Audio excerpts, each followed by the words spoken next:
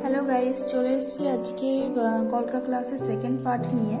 তো তোমাদের আগের দিনে আমি তোমাদের দেখিয়েছিলাম যে তোমরা কিভাবে ফেব্রিক মিক্স করবে, তুলিটা কি ইউজ করবে, ঠিক আছে।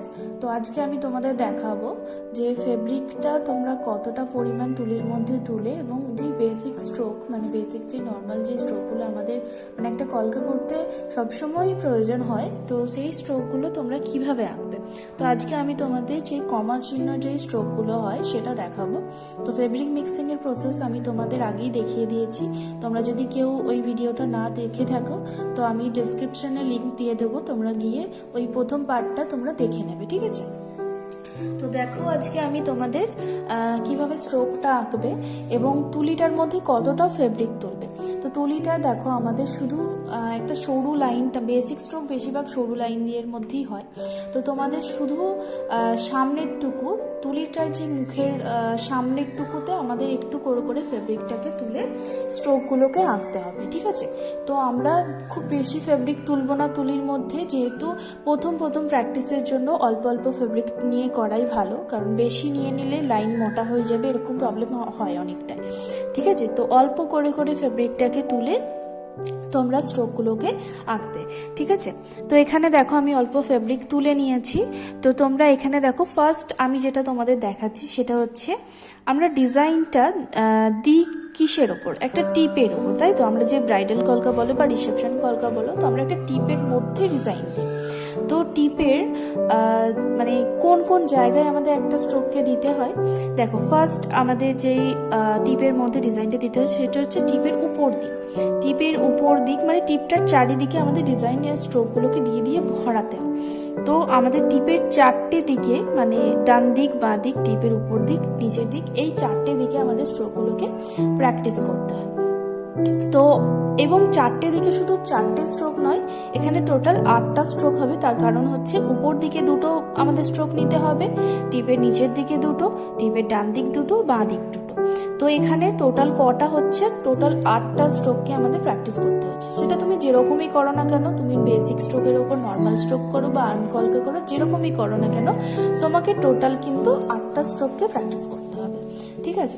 তো আমি ফার্স্টে তুলির মধ্যে অল্প ফেব্রিকটাকে নিয়ে টিপের উপর দিকে স্ট্রোকটা তোমাদের দেখাচ্ছি, নর্মাল যেই কমা চিহ্নর মতো যে স্ট্রোকগুলো হয়। তো ফার্স্ট দেখো আমাদের একটা ছোট্ট করে একটা গোল একটা ডট নিতে হবে। ডটটা যেন রাউন্ড হয় সেটা চেষ্টা করবে একটু রাউন্ড করার, ঠিক আছে। ডটটা রাউন্ড করলে এবার আমার দেখো টিপের উপর দিক করছি, তাহলে একটার মুখ কোন দিকে হবে, একটার মুখ হবে ডান দিক, একটার মুখ হবে বাঁ দিক। তো এর মুখটাকে আমি যদি বাঁ দিকে করি, তাহলে ডটের মাথার উপর থেকে এই যে ডটটা রয়েছে, ডটটা যেরকম রাউন্ড, তো ডটের মাথার উপর থেকে ডটের ঠিক বাঁ দিকে আমি লাইনটা নিয়ে এসে ডটের ঠিক নিচের দিকটার সাথে এরকম মিশিয়ে দিলাম, ঠিক আছে। এরপর বাকিটা আমরা এরকম রাউন্ড করে বাকিটা আমরা এরকম নিয়ে আসছি। তাহলে দেখো এখানে স্ট্রোকটা কিন্তু প্রপার রাউন্ড হয়েছে এবং এখানে মুখটাও কিন্তু ঘোরানো হয়েছে ঠিকঠাকভাবে। মুখটাকে তোমরা এভাবে ঘুরিয়ে নিতে পারলে। তো আমরা এই স্ট্রোকটা কিভাবে করবো, মানে যেদিকেই তোমরা করো সেটা ডটের দিক অনুসারে করবে। তো এটার ধরো এটা মুখটা বাঁ দিকে হয়ে গেল, এবার এর যে অপোজিট সাইডটা রয়েছে এটা দেখো করছি। ধরো ডটটা নিলে, এভাবে ডটটা নিলে এবং এর মুখটা ডান দিকে করব, তাহলে ডটের মাথার ওপর থেকে ডটের ঠিক ডান দিকে এসে ডটের নিচের দিকে এরকম টাচ করিয়ে দিলে, দিয়ে বাকিটা তোমরা এরকম রাউন্ড করে এখান থেকে নিয়ে আসলে, তাহলে এখানে দেখো বাঁ দিকের ডান দিকের অংশটাও কিন্তু আমাদের হয়ে গেল। ডট মানে এখানে কি তোমাদের মেন জিনিস যেটা খেয়াল করতে হবে সেটা হচ্ছে লাইনটা তোমাদের সরু হবে এবং ডটটাকে একটু ভালো করে হাইলাইট করবে। এবং এখানে আমাদের কি কি ভুল হয় দেখো, ভুলটা হচ্ছে এইভাবে ধরো স্ট্রোকটা নিলে দিয়ে মুখটাও তোমরা ঘোরালে, কিন্তু এই স্ট্রোকটা এরকম নিয়ে চলে আসছে স্ট্রেট। তো এখানে স্ট্রেট জিনিসটা হবে না কোনো রকম, সবসময় চেষ্টা করবে স্ট্রোকগুলোকে একটু রাউন্ড করে এরকম নিয়ে আসা, ঠিক আছে। এইভাবে রাউন্ড করে নিয়ে আসার চেষ্টা করবে।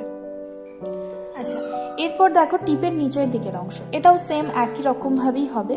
টিপের ডান দিক বাঁ দিক এরকম ভাবেই হবে, এটারও ডান দিকে মুখ হবে, এটারও বাঁ দিকে মুখ হবে, ঠিক একই রকম ভাবেই হবে। তো এটার জন্য মুখটা তো ধরো নিচের দিকে হবে যেহেতু টিপের নিচের দিকের অংশ। তো ফার্স্টে ডট নিলে, এরকমভাবে ডট নিলে। এবার এর মুখটা যেহেতু নিচের দিকে হবে, তো দেখো ডটের ঠিক মাথার উপর থেকে একেবারে টাচ করেই এই লাইনটা নিয়ে আসতে হবে। আমি ধরো মুখটা আমি ডান দিকে করছি, তাহলে ডটের মাথার উপর থেকে টাচ করিয়ে লাইনটা ডটের নিচে এরকমভাবে একটু সামান্য গ্যাপে এরকম ঘুরিয়ে রাখলাম, ঠিক আছে।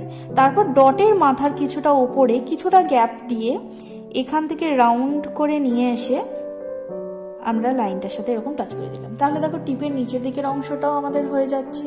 এবং সবসময় চেষ্টা করবে লাইনটা সরু রাখা, ঠিক আছে। এটা নিলে এবার এর অপোজিট সাইড যেটা রয়েছে, মুখটা এবার বাঁ দিকে হবে, তো ডট নিলে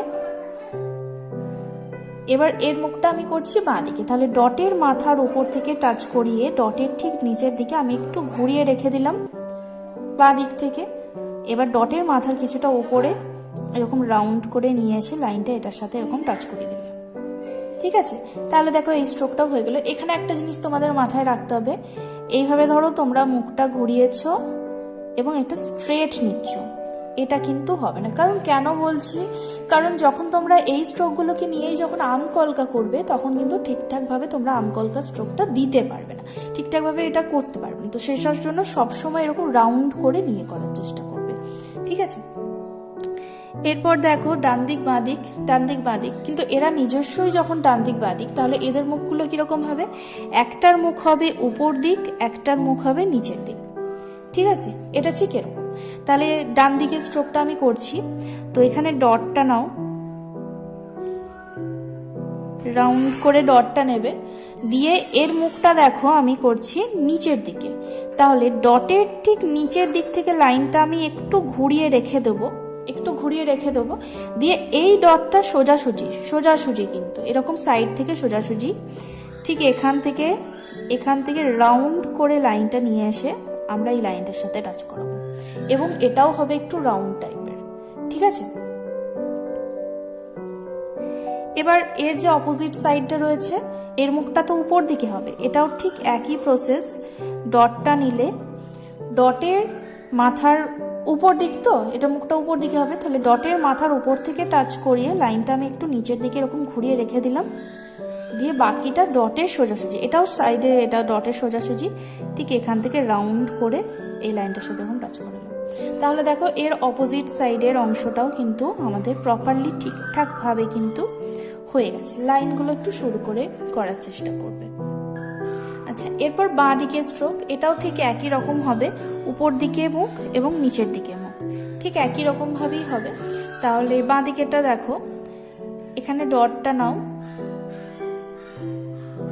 এভাবে ডটটা নিলে, দিয়ে এর মুখটা আমি করছি নিচের দিকে। তাহলে ডটের ঠিক লাইনটা এটা ঠিক কিভাবে সুবিধা হবে দেখো, ডটের সোজাসুজি এটা যেরকম রাউন্ড, সেরকম ভাবেই এখান থেকে রাউন্ড করে লাইনটা নিচের দিকে, যেহেতু মুখটা নিচের দিকে, তো ডটের নিচের দিকে এইভাবে লাইনটা একটু টাচ করিয়ে রাখলে, দিয়ে ঠিক এখান থেকে রাউন্ড করে নিয়ে এসে ঠিক কতটা নিয়ে আসবে, ঠিক এর সোজাসুজি লাইনটাকে এসেই কিন্তু তোমরা স্টপ করবে এতটা অবধি, ঠিক আছে। এখানে একটু গ্যাপে ঠিক এটা সোজাসুজি, এমন নয় যে এর থেকে লাইনটা বেরিয়ে গেল, ঠিক বেরিয়ে যেন না যায়, এর সোজাসুজি যেন লাইনটা হয়, ঠিক আছে। এবার এর অপোজিট সাইডও আছে, তো অপোজিট সাইডের মুখটা কোন দিকে হবে, বাঁ দিকে। এই বাঁ দিকের মুখটা উপর দিকে হবে, নিচের দিকে মুখটা যেহেতু হয়েছে, তো ডটটা নাও। এবার এর মুখটা যেহেতু আমরা করব উপর দিকে, তাহলে ডটের মাথার উপর দিক থেকে একটু লাইনটাকে টাচ করিয়ে ঘুরিয়ে রাখলে, দিয়ে বাকিটা তোমরা এখান থেকে রাউন্ড করে নিয়ে এসে কতটা লাইনটা ওঠাবে দেখো, ঠিক এর সোজাসুজি ঠিক এতটা চেষ্টা করবে ঠিক এইভাবে ওঠানোর, ঠিক আছে। ঠিক এইভাবে দেখো আমরা টোটাল 8টা দিক কিন্তু আমরা কমপ্লিট করে ফেললাম।